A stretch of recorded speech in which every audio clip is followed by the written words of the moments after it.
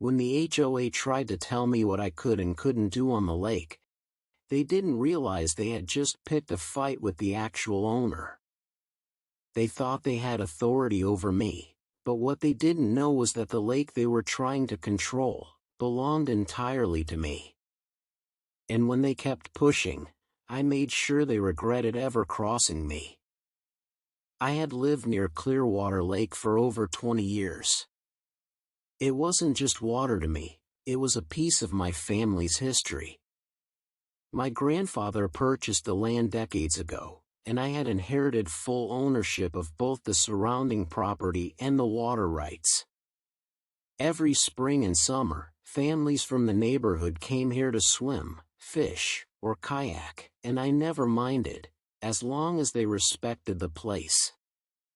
But things changed the day the newly formed HOA tried to stake their claim. It started with a letter, effective immediately: all lake usage must be approved and permitted by the HOA board. Unauthorized use will result in fines. I remember reading it twice, stunned. Permits? Fines? For my lake? At first, I thought it was some kind of clerical error, so I called the number listed on the notice. That's when I met Karen, the HOA president. She answered in her usual sharp tone.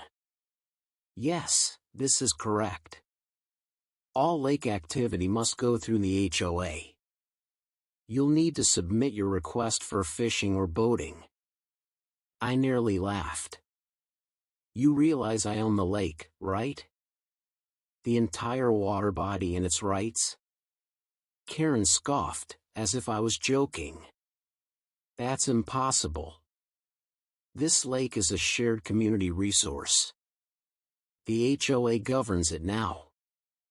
I hung up before saying something I'd regret. But I knew then this wasn't a mistake, this was a power play. The next few weeks were unbearable. HOA members posted private use by permit only signs around the lake. They even went as far as sending their security guard to warn the kids off the dock. One afternoon, I saw a teenager from down the road, someone who had fished with me for years, being yelled at by the guard for trespassing. On my dock.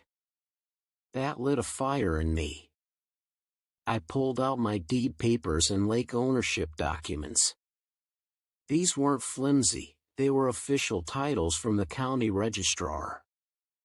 I had the riparian rights, which meant no one could regulate or control what I did on the lake except me.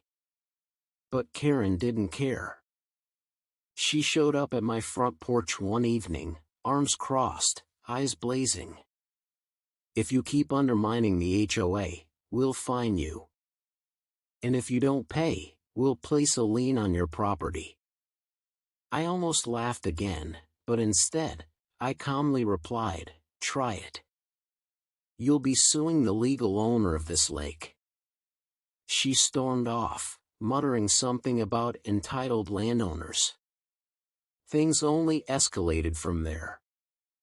The HOA filed an official complaint with the county zoning office, claiming I was illegally monopolizing a community resource. I had to spend hours proving ownership with maps, surveys, and historical records. Still, while I was busy with legal paperwork, Karen doubled down. The HOA passed a new rule stating all boats had to display an HOA-issued sticker.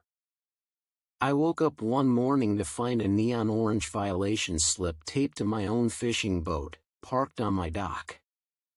That was the last straw. I realized logic and polite conversation wouldn't work with Karen and her HOA goons. They thrived on intimidation and bluffing. If I wanted to end this, I had to use the one weapon they couldn't fight, the law. So I called up my attorney, a man who had handled property rights for farmers and ranchers in the county for years. I handed him the HOA's notices, the fines, the complaint forms, all of it. He flipped through the papers, smirked, and said, "They don't have a leg to stand on. You don't just own the shoreline, you own the entire lake bed and the rights above it. They're trespassing by even trying to regulate it." That gave me an idea. Instead of just proving ownership, I would make them feel it. If the HOA wanted to act like they ran the lake, I'd show them just how wrong they were. The plan began with a simple but bold move. I decided to close the lake. Not just to the HOA, to everyone.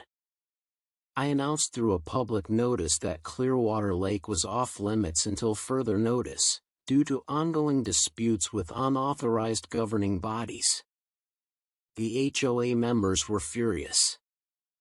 Their authority crumbled overnight. Neighbors started questioning them, asking why they couldn't swim or fish anymore. But this was only the beginning. The HOA's anger boiled over. Karen showed up again, red in the face. "You can't close the lake. The HOA decides what happens here, not you." I walked her down to the dock, deed papers in hand. "You see this line?" I pointed across the water. "That's my property boundary. This entire lake, all 42 acres of it, is mine. Every drop. You're trespassing by putting up signs. You're trespassing by sending security. And now, I'm pressing charges." The color drained from her face. My lawyer filed a formal cease and desist order against the HOA, demanding they remove all signage and revoke every rule related to the lake. At the same time, I began charging the HOA for their illegal use, backdated fees for every time they had issued a violation or hosted a so-called lake event. When the case hit the county clerk's desk, it was game over. The judge ruled in my favor almost immediately, citing my full riparian ownership rights. The HOA had zero legal standing. But I didn't stop there. Using the ruling, I sent a notice to the HOA board. If they wanted to continue using Clearwater Lake for their neighborhood events, they would now have to pay an annual lease fee, directly to me. The sum? $15,000 per year. Karen nearly fainted when she read it. Within weeks, the HOA caved. They had no choice. Parents and kids were furious with the board for ruining their summer. The board members voted Karen out, blaming her power-hungry attitude for the disaster. I reinstated lake access for the neighbors, but only under my rules.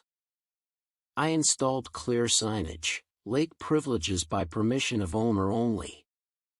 Families who respected the space continued to enjoy it. But the HOA? They had to pay up, every single year, just for the privilege of holding their meetings or barbecues by the water. The same people who once tried to fine me for using my own dock now had to cut me a check just to sit by the lake. And let me tell you, watching Karen's face the first time she had to hand me that HOA payment, that was better than any fishing trip I'd ever taken. And that's how the HOA tried to control my lake, and ended up paying me rent for it instead. If you enjoyed this story, make sure to subscribe to the channel for more insane HOA revenge tales. You won't believe some of the battles still to come.